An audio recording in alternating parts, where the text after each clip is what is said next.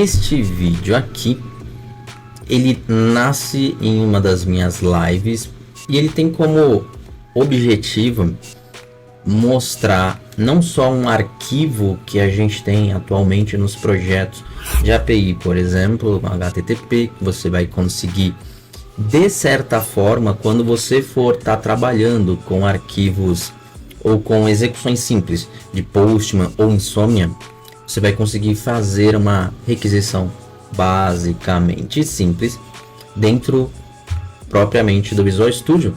Por quê? Vamos abrir aqui, ó, API Web do ASP.NET Core. Eu cheguei a mostrar isso em uma live. Vou deixar os mesmos dados aqui. HTTPS habilitado, normal. Não tem um motivo para alterar nada aqui. A gente vai criar esse nosso projeto de Web API. A gente vai se recordar um dos arquivos que é este cara aqui, ó, Web Application. No caso, como o nome do meu projeto é Web Application 5, ele ficou com Web Application 5. .http. Dando 2 cliques nele, o .http neste caso aqui são as requisições que a gente pode fazer para, no nosso caso do meu projeto, para a nossa API. Ótimo. Dito isso, o que a gente vai fazer aqui? Se a gente der uma olhada no nosso projeto, já existe uma API padrão que a gente pode utilizar. Aí quando a gente estava mostrando exatamente essa funcionalidade, foi me perguntado se a gente tinha algum item específico que iria gerar automaticamente um determinado arquivo, a atualização dos endpoints que a gente tem aqui. E aí o que acontece? A gente sabe, né? Então se eu colocar aqui, ó, um breakpoint, então quando a gente vem aqui, eu posso dar um tryout e ele executa aqui a API. Mas isso aí eu já sabia. Pô, legal. Então vamos por partes. Vamos dar um play aqui, que ele não está querendo ir. Na verdade não é que ele não está querendo ir, é que ele está dentro de um loop, né? Legal. Então retornou os dados aqui. Mas aí eu falei para vocês que tem um determinado arquivo aqui que a gente pode passar o mouse aqui em cima, ó, enviar a solicitação, e também consigo fazer este processo sem a necessidade, entre aspas, do Swag, ou de talvez eu ter que abrir o Postman ou Insomnia para fazer exatamente essa requisição. Pronto, legal. Não precisa fechar aqui, porque senão a gente vai acabar fechando a aplicação. E aí a gente tem o arquivo, é este cara aqui. E a gente envia a solicitação, a gente está vendo aqui. O arquivo, quando ele está aberto aqui no Visual Studio, a gente consegue ter também um retorno dele, o resultado, o quanto ele, qual o número, no caso aqui do status code que foi realizado. Nós temos o RAW. Se eu quiser ver alguma coisa relacionada aos headers, como é que foi feita a requisição.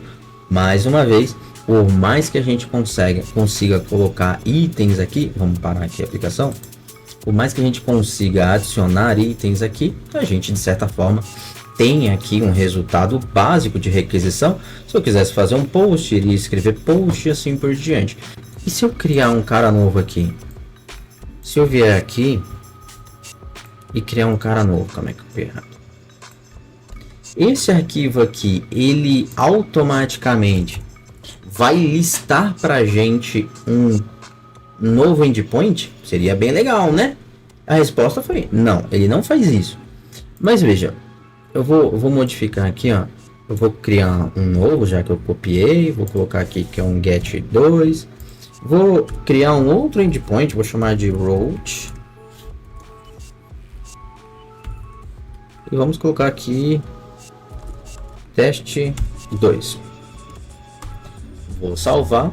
E vocês viram que não tem nada novo aqui. Não veio nada novo aqui. Mas veja só. O Visual Studio, ele tem muita coisa, muita janelinha que acaba ajudando as pessoas. O ideal é que a gente possa entender o que cada uma delas faz para a gente aplicar no nosso dia a dia, ter uma performance melhor para o nosso trabalho. E aí eu tava dando uma olhada, infelizmente, o português às vezes não ajuda muito. Mas, exibir, opa, vamos lá no exibir, você vai em outras janelas e você vai nesse cara aqui, ó, explorador de ponto de extremidade.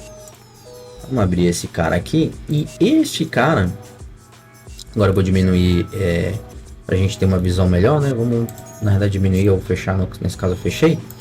E aqui, este carinha aqui, eu vou deixar esse lado aqui. E o que ele faz? A gente consegue atualizar, caso a gente precise criar outros... vamos criar aqui, ó. Se eu quiser criar outros endpoints, no caso aqui. Ok? O fato de salvar não vai fazer nada, tá? Se eu só tô salvando o arquivo, tá salvo aqui não, só que a gente pode atualizar aqui, ó, e você vê que o número já atualizou. Então agora aqui eu tenho 3 endpoints. Ele identificou dentro do nosso projeto mais um endpoint para que a gente possa executar a nossa aplicação.